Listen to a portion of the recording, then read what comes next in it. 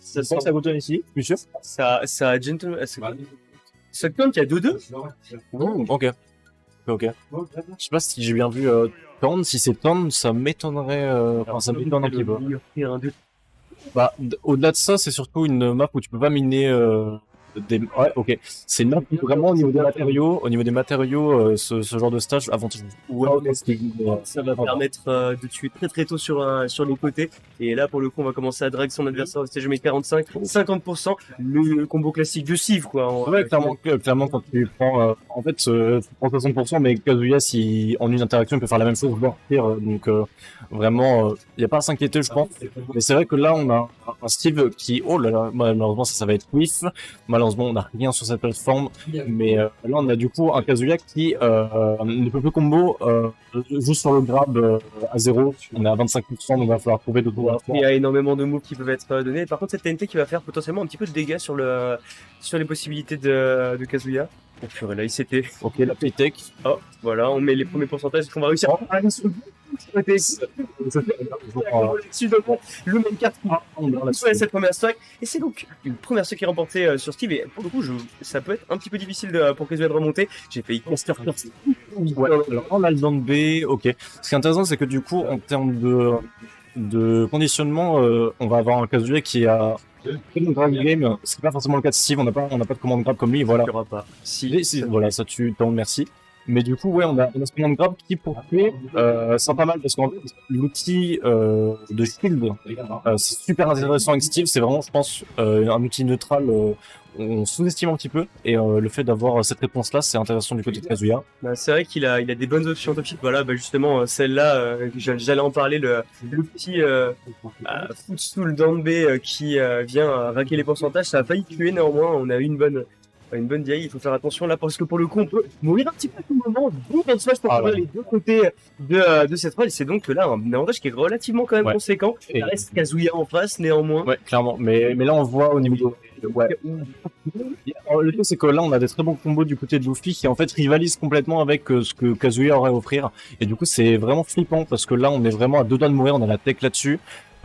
Mais il y a un truc à noter, c'est qu'on a vu avant, Steve a le diamant. Donc prochaine stock, si jamais il la perd, ça va être vraiment compliqué comme Mac, mais on sait jamais. Mais là, attention, il a énormément de mal à get in. On fait le B, ça ne tuera pas, on est sur Tandem City, et là, on a un Steve qui a des options. Est-ce qu'on va pouvoir réussir? Non, la DI était bonne pour... Ok. Et le bloc va pas tuer, c'est dommage. Je pense qu'on pourrait go sur un... il est mort. Ok. Là, ça va être compliqué, mais surtout qu'on a de la rage du côté de Kazuya, ce qui fait que les combos seront peut-être un peu plus compliqués à toucher et surtout à faire connecter. Mais à voir comment ça se passe. On est sur la forme destination finale, il faut faire très attention du côté de Luffy là. C'est vraiment le moment où il va falloir faire gaffe à pas se faire toucher. Et là du coup il joue vraiment la carte de l'attente. Clairement il a tout intérêt. Il a failli avoir le forwarder qui a failli amener directement sur la blast zone. On va peut-être avoir un petit peu de mal. On a réussi à remonter tranquillement avec ce side B. Là Smacker qui enlève la rage rave et ça pour le coup c'est un gros problème qui est enlevé. Parce que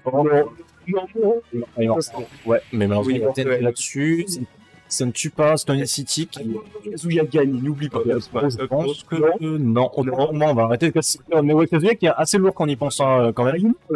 S'il m'a chassé, ça devrait aller. Ouais, malheureusement. Et du coup, peu importe le match qu'il avait, sur 87%, je pense que c'était compliqué. Clairement, j'y ai cru tout le long. Ouais, clairement, mais le truc intéressant, c'est qu'on a deux persos qui jouent vraiment à leur propre jeu, et malheureusement, celui de Steve est un peu meilleur dans le sens où va approcher un Steve avec Kazuya. Kazuya, c'est pas le j'ai vu, c'est la même chose que moi. Ouais, effectivement, je pense qu'on a envie d'offrir la game d'un côté, je ne dirais pas lequel. Tu penses? Mais c'est aussi le meilleur terrain pour miner de Steve. Hein. Ouais, on va voir à quel point. Bah, le truc, c'est que on a deux très bons terrains pour les deux persos à voir qui arrivent à le plus en abuser. Et au-delà de ça, ouais, ça va jouer vraiment. En fait, à qui a le lead en premier, j'ai l'impression. La première stock, ça va être super important, j'ai l'impression. Néanmoins, quelque chose que m'a dit Camille, c'est que pour le coup, si jamais counter pick, enfin laisser DF quand c'est ton meilleur terrain, de temps en temps, ça peut être intéressant quand tu joues contre Kazuya. Bon, faut vraiment compter à ton personnage soit vraiment très bon sur le terrain. C'est le cas pour Steve. Mais dans l'idée, c'est que ça, niveau mental, ça enlève énormément de choses au Kazuya parce que il va où après? Ouais, oui, totalement. Et surtout là, on est en game 2, on a Luffy qui a déjà gagné une game. En vrai, il a pas grand chose à perdre dans le sens où il peut se le permettre. Si ça passe, ça passe. Et sinon, il peut toujours changer de stage juste après.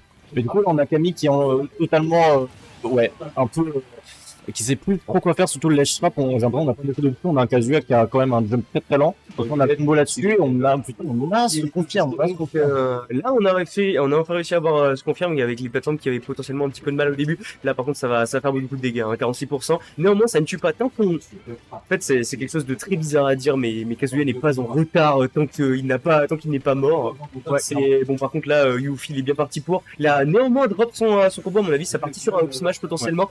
Et là, par contre, on a quand même un bon retard à acculer en termes de pourcentage, mais rien n'est perdu. Là, s'il y avait eu ce side B sur le sol, clairement, ça aurait pu être la mort. Il est Ok, on électrique là. Non, on a bien dit up, je pense, du côté de Luffy pour pas se prendre cette électrique. C'est dommage parce que on a un Steve qui fait des combos limite plus terrifiants que Kazuya, et c'est dommage qu'on est vraiment censé abuser de son combo game en fait avec Kazuya. Et là, on a un Minecraft Steve qui juste domine sur ce niveau-là, et on a surtout du mal. Le Minecraft de son nom de famille. C'est ça, Il est mort là. Hein. Il n'y aura pas suffi, mais c'était vraiment assez close, et surtout on passe de mi-temps. Non, il a pas la DI. Ouais. Il y a Luffy qui se sent très bien. Donc c'est un Dragon Uppercut qui pourra poser pas mal de trucs. Ouais. Okay. Sur cette anvil qui a failli permettre d'avoir ce up B pour la mort. Et là, du coup, on est quasiment revenu en entier. Là, voilà. Ça va récupérer la stock. On a DI full out, je crois, du côté de Luffy. C'est pour ça qu'on est passé en plus de buff. Voilà, là, on a un avantage. On est à l'avantage de. Bon, on a Kazuya avec la rage.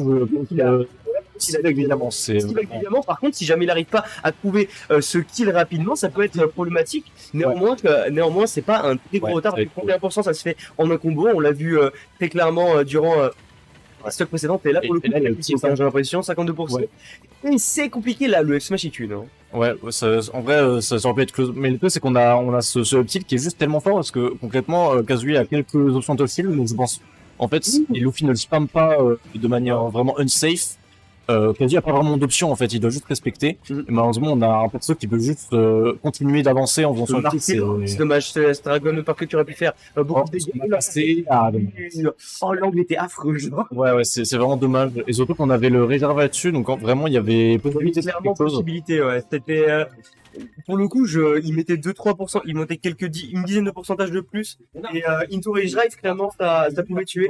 Donc, clairement, une game close entre les deux joueurs. Mais du coup, on a un Steve qui win sur FD, et ça, du coup, bon, c'était quand même assez close, effectivement, mais du coup, on a.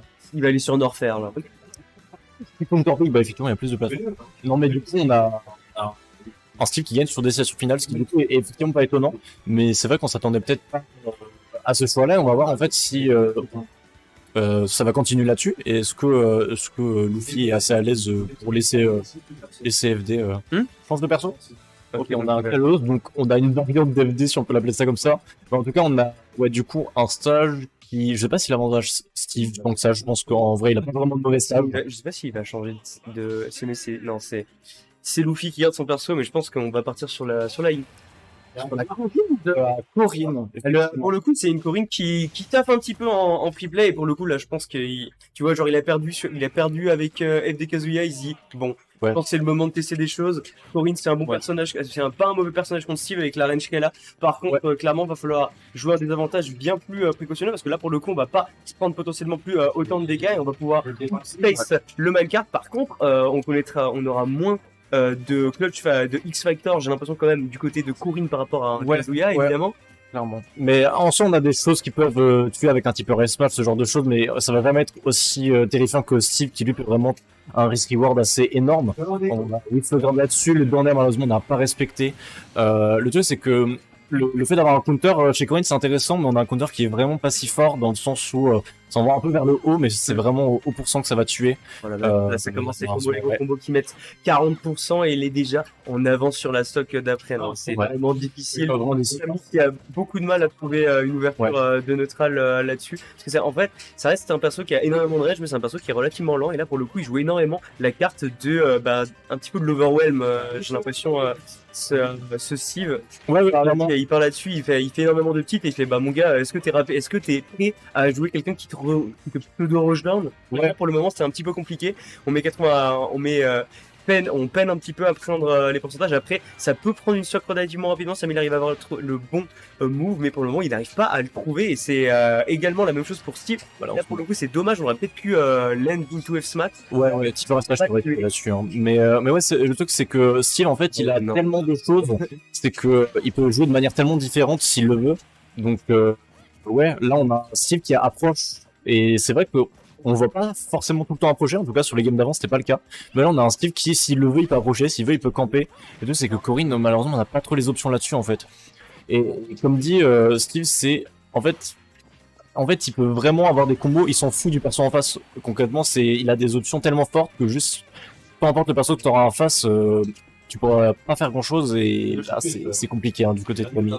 Parce que là, on doit approcher. C'est Steve qui a le lead des pourcentages. On va Will ce gras. Malheureusement, on n'a pas la punish. On a ce landing downer qui est malheureusement pas shield. Là, on est en bonne situation. C'est dommage, on aurait été un petit peu trop lent sur cette punish de Minecart. Là, on commence un petit peu à fermer plus de portes au niveau du jeu, mais on a un retard conséquent quand même du côté de Camille. Petit backer, c'est dommage, on aurait pu le tenter. Tilt, on attend l'option à son adversaire. On joue bien le jeu du juggle pour le coup du côté de Luffy avec tous ces up tilt et ces petits uppers de ce side B qui n'aura pas sweet spot malheureusement une deuxième fois qui n'aura pas touché et là ça commence à devenir vraiment compliqué parce que va falloir trouver un bon move contre Steve et Steve il a actuellement réussi à bien catch ses landings. On n'a pas parlé des virtuels edgeguard au bloc mais c'est vraiment un problème hein. Ouais, et ce qui est intéressant c'est que là on a un Steve c'est malheureux, c'est la mort, c'est la fin, c'est dommage. Ouais, surtout on avait un Steve qui avait en fait quasi zéro ressources là-dessus, dans le sens où en fait il minait très peu, ou en tout cas beaucoup moins que les games d'avant, et il n'était pas du genre à vouloir aller chercher ses matériaux. Et du coup en fait si on avait réussi un peu à rattraper ça, on avait un Steve qui avait très peu de ressources au final, et du coup ça aurait été peut-être un peu plus facile, mais malheureusement